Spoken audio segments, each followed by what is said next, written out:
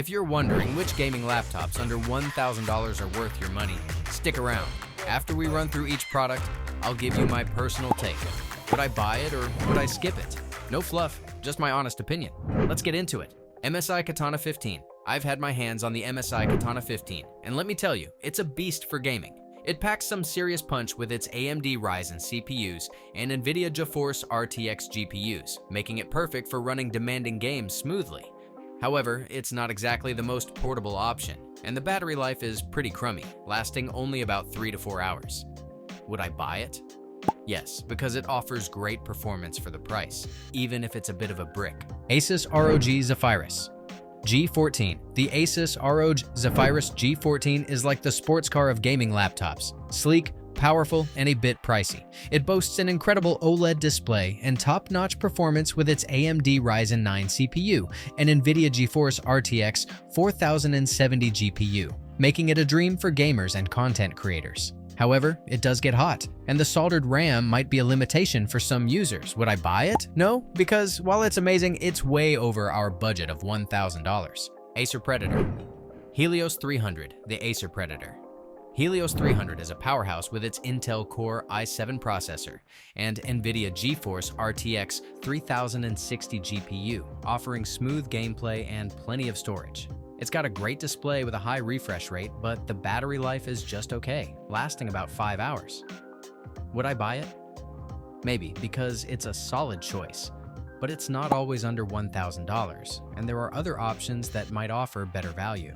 Lenovo LOQ15. The Lenovo LOQ15 is the budget-friendly underdog that still manages to deliver solid 1080p gaming performance with its NVIDIA GeForce RTX 4050 GPU. It's affordable and has a great keyboard, but it's bulky, and the battery life is pretty short. Would I buy it? Yes, because it's a great entry-level gaming laptop that won't break the bank. Dell G15.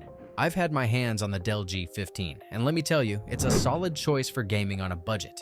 It delivers smooth 1080p performance with a 120Hz display, which is perfect for fast-paced games like Overwatch 2 and Fortnite. However, the keyboard and touchpad are a bit of a letdown, feeling mushy and sticky, so you might want to grab a separate gaming keyboard. Would I buy it? Yes, because it offers great performance for the price.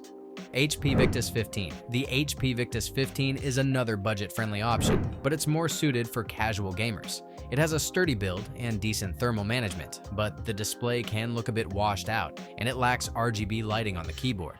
For its price, it's hard to complain, especially if you're just starting out with gaming. Would I buy it?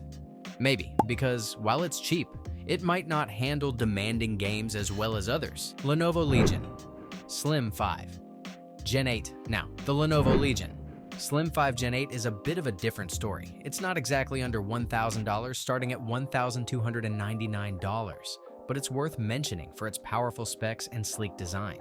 It packs an NVIDIA GeForce RTX 40 series GPU and a brilliant keyboard, making it a great choice if you're willing to stretch your budget. However, it's not the most portable option, and the webcam could be better.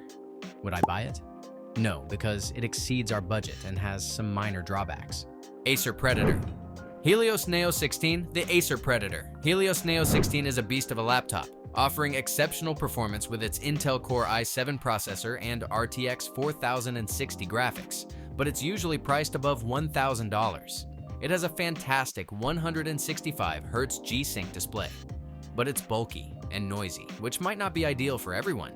If you can snag it for under $1,000, it's a steal, but that's rare. Would I buy it? Maybe, because while it's an amazing performer, it often exceeds our budget and has some design issues. MSI Cyborg 15. I've gotta say, this laptop is a mixed bag. It's got a decent build quality and comfortable inputs, but the performance is pretty lackluster for a gaming laptop, and that screen? Not exactly the best. Plus, it's got some serious fan noise issues, which is a major turnoff for me. Would I buy it? Maybe, because it's cheap and might be okay for super casual gaming. But there are better options out there. MSI Thin GF63. This one's a bit more promising with a 144Hz refresh rate and a GeForce RTX 4050 graphics card, all for under $900. However, the chassis feels kinda cheap, and you really need to get the 16GB RAM version to avoid performance issues. It's a solid budget option, but don't expect it to blow your mind. Would I buy it? Yes, because it's a good value for the price and can handle some decent gaming. Acer Nitro V15. This laptop's got some nice specs like the RTX 4050 and a 144Hz display, but it's also super loud and has some restrictive software that can be a real pain. Plus, it's not great for anything outside of gaming. It's a bit of a one-trick pony, but that trick is pretty cool. Would I buy it? No, because the noise and software issues are major drawbacks for me. Lenovo IdeaPad Gaming. 3. This one's a real budget-friendly option, starting at around $700, with a decent AMD processor and an RTX 3050 graphics card. However, the display is a bit dim, and it needs some serious upgrades to really shine. It's a good starting point, but you'll likely need to add more RAM and storage to make it truly usable.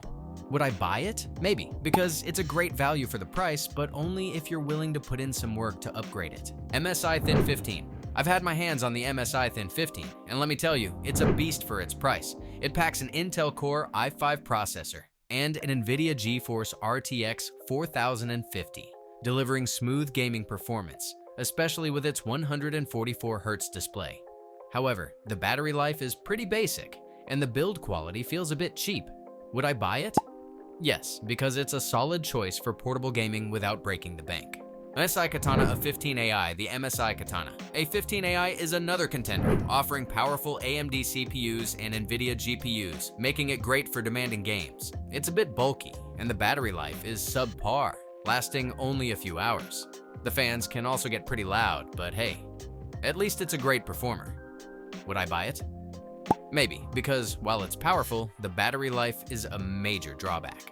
Asus TUF Gaming A16. Now, the Asus TUF Gaming A16 is a serious gaming machine with AMD CPUs and GPUs, providing smooth gameplay even at higher resolutions. It's not the most portable option, and the battery life is decent, but not amazing.